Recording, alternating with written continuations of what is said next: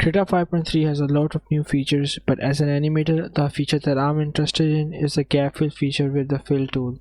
And we're gonna make this animation right here that you're looking at the screen right now. This is a pretty nice run cycle, and as you can see, the sketch for this is not too clean. The gap fill tool is gonna come in handy, so let's start.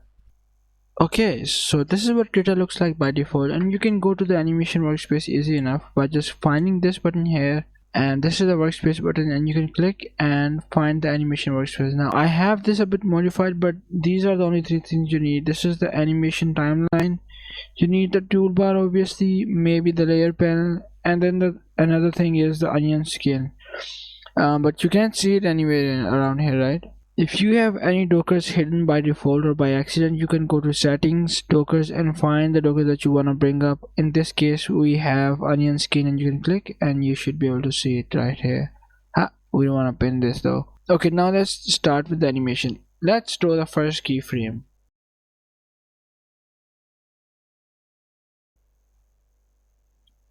He's quite happy. So this is frame 1, and now let's do the next keyframe. You can just right click and keyframe and insert keyframe to the right, or you can use this button here. You can add a new keyframe, you can duplicate a keyframe like this, or you can delete a keyframe. These are the basic commands, and then you can right click and bring up additional commands, which are these, and you can add them up here as well for quick access. I generally like to just go and click on this. We have this. Now how do you enable the onion skin though? So you can just click on this button here and you should be able to see the onion skin, and this is the panel to control the onion skin. You can bring the opacity up and down from the center. Individual opacities are down here. If you wanna have the second keyframe lower opacity than the first keyframe, you can do that, and these are the individual keyframes that you can enable up to 10 keyframes from your current playhead. And now let's make him turn maybe to the side. I like to keep the onion skin on very low opacity. Now you can flip back and forth by left and right arrow keys, but as you can see, this is moving the playhead back and forth and not jumping between the keyframes. It should be doing something like this. Now there is a command to do that in Krita, but by default the shortcuts are not there, right? So I can do up and down. I have the up and down key assigned. You can do up and down and switch between the keyframes instantly, sorry. And now let's do the in between. So we can click on this and maybe says that. And while you're doing the in between, it's very important to flip back and forth, keep track of the volumes, right? An additional step, you can also colorize by right clicking and setting these colors up.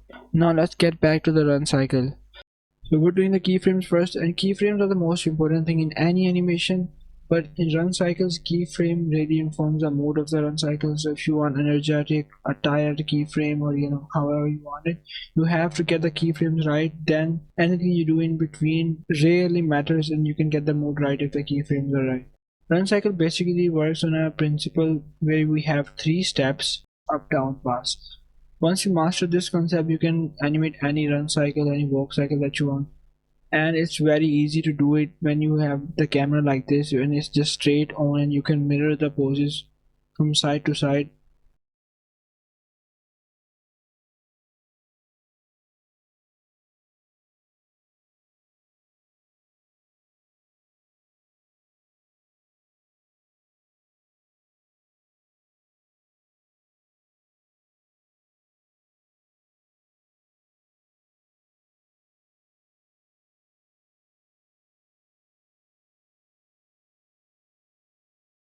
Oh, so now we're doing the in-betweens, and I'm curving the hands a lot to get the motion of follow through.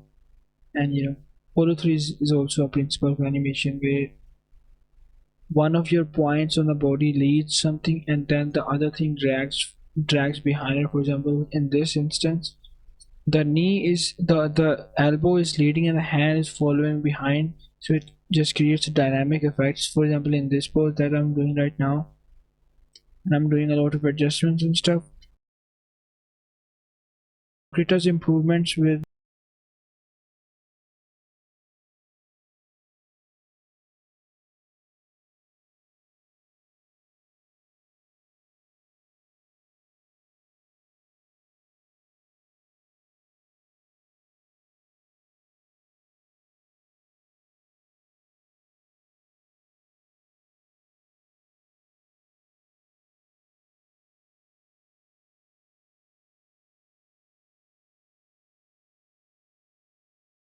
Now we have a very complete run cycle. Okay, so now that we have the rough animation down, it's time to do the tie down.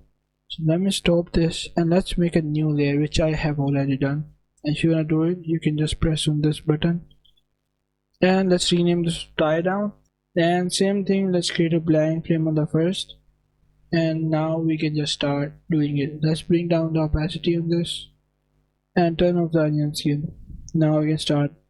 So there's nothing to say except get the keyframe right in this one as well. And you don't want to go one by one. Do the keyframes first, then do the breakdown, then do the in-betweens. If you're not familiar with this concept of keyframes, breakdown and in-betweens, you are a very beginner. You should look into this. Okay, so now that we have the first frame down, before we move to next frames, we have to add one more layer, which is the shadow pass. Set up the color overlay to be something different than the black color. And then you basically want to outline all of the shapes of the shadows, and then we can fill that later. Now the question arises, when I used to, like, I was a beginner, I used to think, why is it like that? Why can't we just do the shapes directly? For this type of run cycles where the poses are very far apart from each other, you can get away with that, but when it comes to subtle animation, it's very hard to do the in-betweens when you have solid fill shapes, and it's easy to trace out the outlines. So it's just good practice to have, even though I could have just done it directly. You when you're just practicing and stuff, you should build a habit of doing it that way, because this is way more useful than that. Otherwise you have to go like between, basically you have to go straight ahead for the shadows if you have solid shapes, which is not fun to do. And when you're doing it like this, it doesn't even feel that much of a chore, right? Yeah, it doesn't even feel that much a chore. Now the thing that I told you guys to avoid, I'm doing that. I'm filling the shapes, but I'm it seems like I'm gonna go one by one, but in the end I will shift the frames over to the extremes. So you don't wanna go one by one and trace over the drawings, because then we'll start jumping around and the in-betweens won't be that good. And yeah, now the gap detection feature is really coming in handy, because the sketch that you're seeing is very rough and there are a lot of gaps around the line art. But with the gap fill feature, I'm just clicking and getting through that.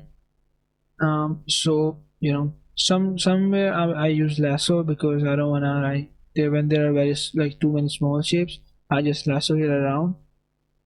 So yeah, now I'm just doing a head turn, because I don't wanna keep the head static. So I'm just flipping back and forth and doing the head. And now I'm just tracing over the arms. I'm gonna do a lot of copy pasting here.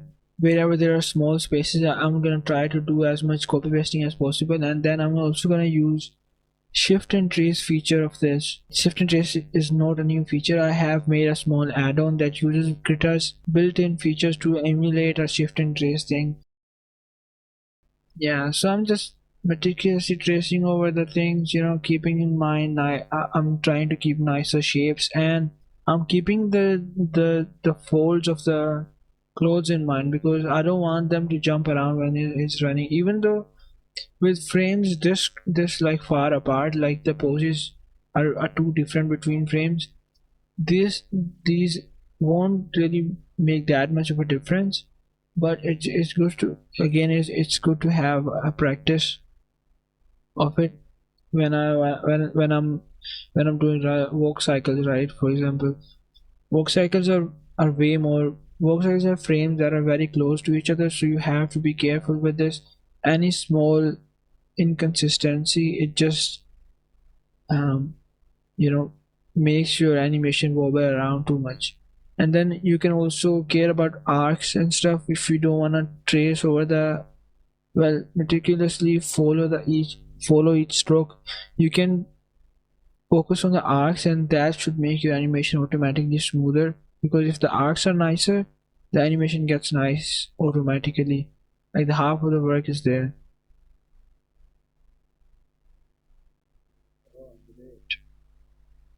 So now it's just a matter of tediously tracing over and cleaning up the drawings. The journey is definitely a bit tedious, but when you get the final result, the journey is definitely tedious, but when you get the final result, it makes it worth it. That's why I love doing hand-on animation, and I can just keep doing it all day, and I don't even feel tired when I'm doing it, except when there's no YouTube video running in the background.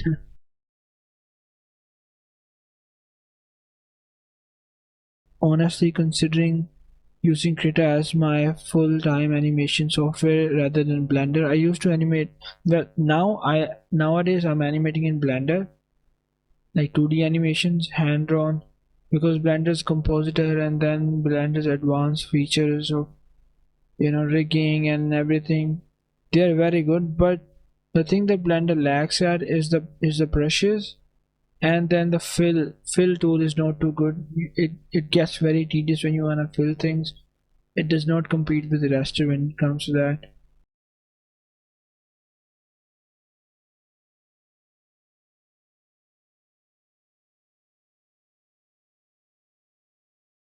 Now we're just gonna speed through and get this done with. Yeah, now I'm just doing the in-betweens. If you are interested in doing the in-betweens, you can watch, but then if you are not, you can click away. This is the basic of the video. There is no UI.